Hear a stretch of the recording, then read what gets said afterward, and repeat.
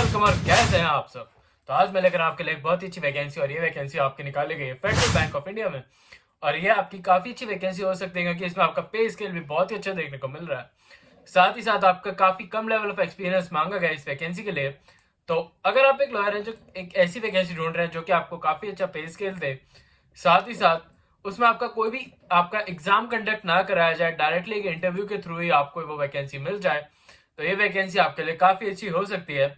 और इस वीडियो को लास्ट तक जरूर देखिएगा क्योंकि मैं बताऊंगा कि आप इसको कैसे, इसके क्राइटेरिया को फुलफिल कर सकते हैं, कैसे इसमें अप्लाई करेंगे, क्या क्या आपको इसमें एज रिस्ट्रिक्शन देखने को मिल रहा है। और अगर हम बात करें इसके अप्लाई फॉर्म की, तो वो भी मैं आपको इसके लास्ट में वीडियो के बताऊंगा।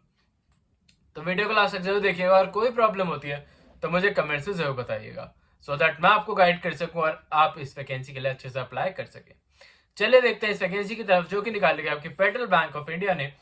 और यह आपकी काफी अच्छी वैकेंसी देखने को मिल रही है। इसमें काफी अलग अलग वैकेंसीज निकाली गई हैं।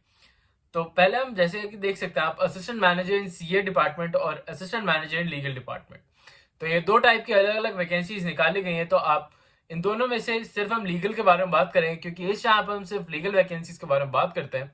बट अगर आपका कोई सीए फ्रेंड है या फिर आप किसी को रिकमेंड करना चाहते हैं तो भी आप इस वैकेंसी का लिंक उसे भेज सकते हैं। अगर हम बात करें आपके स्केल 1 की, ये वैकेंसी होने वाली है जिसमें आपके ऑफिसर स्केल 1 की वैकेंसी है। और अगर हम पे स्केल की बात करें तो यहाँ पे आप साफ साफ देख सकते हैं 12.54 लाख से लेकर आपके 16.64 लाख तक का आपका जो पे स्केल होने वाला है। और अगर हम बात करें इन मंथ सैलरी में, तो ये 1,30,000 से लेकर 1,50,000 की आपकी सैलरी बेसिस बनने वाला है। तो ये काफी अच्छा पे स्केल बन जाता है, स्पेशली एक ऐसी वैकेंसी के लिए जिसमें काफी कम लेवल ऑफ एक्सपीरियंस आपका मांगा गया हो। आपकी जो भी पोस्टिंग होगी वो एनीवेयर हो सकती है इन इंडिया में, कहीं पे भी किसी भी लोकेशन पे आपकी पोस्टिंग कराई जा सकती है, तो इस बात का ध्यान भी जरूर रखिएगा।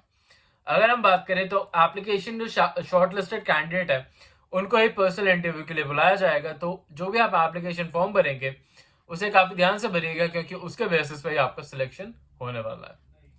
अगर हम बात करें आपके प्रोबेशन पीरियड की, तो वो होने वाला है आपका 1 ईयर का, और इस पीरियड के बाद आप इनके लिए काफी अच्छे कैंडिडेट बन जाएंगे।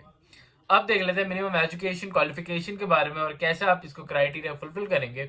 बट उससे पहले मैं बताना चाहूंगा अपने चैनल से रिलेटेड कुछ इंपॉर्टेंट इन्फॉर्मेशन कि इस चैनल पर हम बात करते हैं जो वैकेंसीज निकलती है फॉर द लॉयर्स। और अगर आप एक लॉयर है जो गवर्नमेंट वैकेंसी में जाना चाहते हैं तो ये चैनल आपके लिए बहुत ही अच्छा हो सकता है और ये आपके लिए गोल्डन अपॉर्चुनिटी हो सकती है। तो अभी इस चैनल को सब्सक्राइब कर लीजिए और वीडियो को लाइक जरूर कर दीजिएगा क्योंकि हम कर रहे हैं अभी 100 डेज चैलेंज, जिसमें आपके लिए 100 डेज तक रेगुलर बेसिस पे नई नई वीडियोस लेकर आता रहता हूँ।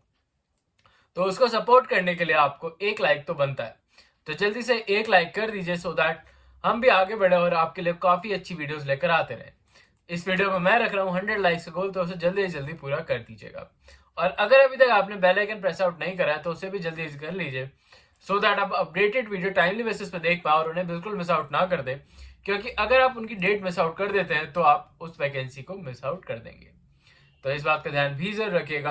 और अभी तक अगर आपने इसके बाद भी सब्सक्राइब नहीं करा तो जल्दी सब्सक्राइब कर दीजिए।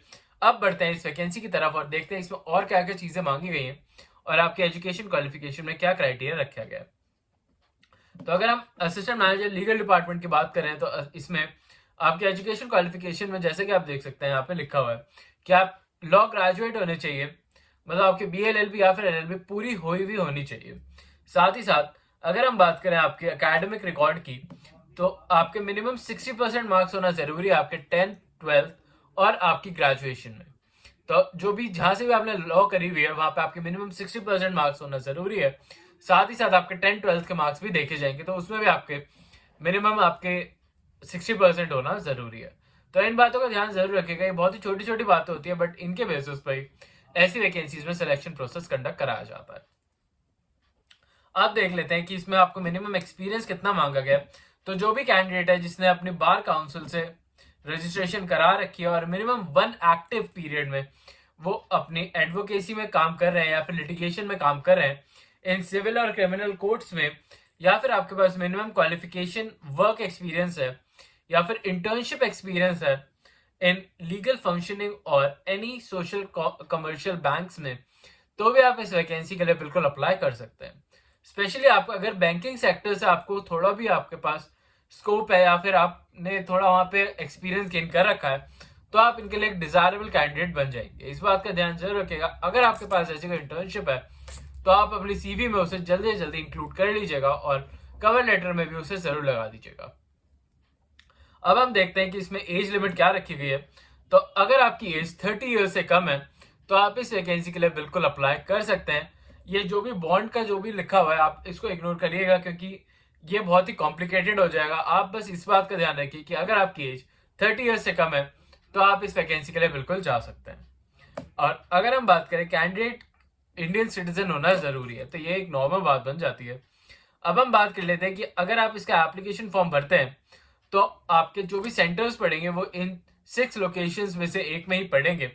तो आप अपने नियर बाय लोकेशन को चूज कर सकते हैं जब भी आप फॉर्म फिल आउट करें। साथ ही साथ इसमें और भी कोई भी डिटेल, अगर कोई भी इंपॉर्टेंट डिटेल आती है तो मैं आपको अपडेट कर दूंगा पिन कमेंट्स में या फिर आपको डिस्क्रिप्शन में लिख दूंगा। साथ ही साथ आप इसे कैसे अप्लाई करेंगे वो भी मैं आपको बता देता हूँ। इसका लिंक मैंने आपको डिस्क्रिप्शन में दे रखा है, जहां पे जाएंगे आप और पहले लिंक पे आप क्लिक करेंगे और आपके वो आपकी वेबसाइट खुल जाएगी, जहां पे आप जाके डायरेक्टली अपनी ईमेल आईडी से और फोन नंबर से इसके फॉर्म को आप पढ़ सकते हैं और उसमें अप्लाई कर सकते हैं। इसके फॉर्म की डिटेल्स मैंने सारी अपने डिस्क्रिप्शन में दे दी है, जैसे कि मैंने आपको बताया। और आप इसके फॉर्म के लिए आपको कोई भी फीस पे करने की जरूरत नहीं है, तो आप इस फॉर्म को जरूर भर दीजिएगा। इसके फॉर्म की लास्ट डेट के बारे में बात कर लेते हैं कि इसकी लास्ट डेट क्या होने वाली है। तो 18 फरवरी 2025 से पहले पहले आपको इस वैकेंसी को भर देना होगा। आई होप आपको ये वैकेंसी अच्छी लगी हो, और अगर कोई भी डाउट होता है तो मुझे कमेंट्स में जरूर बताइएगा। अभी के लिए चलता हूँ, मिलता हूँ कल आपसे फिर से एक नई जॉब, नई वैकेंसी और नई अपॉर्चुनिटी के साथ। तब तक के लिए आप हमारी प्लेलिस्ट भी चेकआउट कर सकते हैं, जो कि जनवरी और फरवरी की क्यूमुलेटिव प्लेलिस्ट है, जिसमें सारी वैकेंसीज उसमें डाल दी है मैंने, जिनकी अभी तक डेट नहीं आई है। तो अगर वो आप उनके लिए भी इंटरेस्टेड है तो आप उन्हें भी देख सकते हैं। उसमें काफी ऐसी वैकेंसीज हैं जो कि फ्रेशर सेंट्रिक है।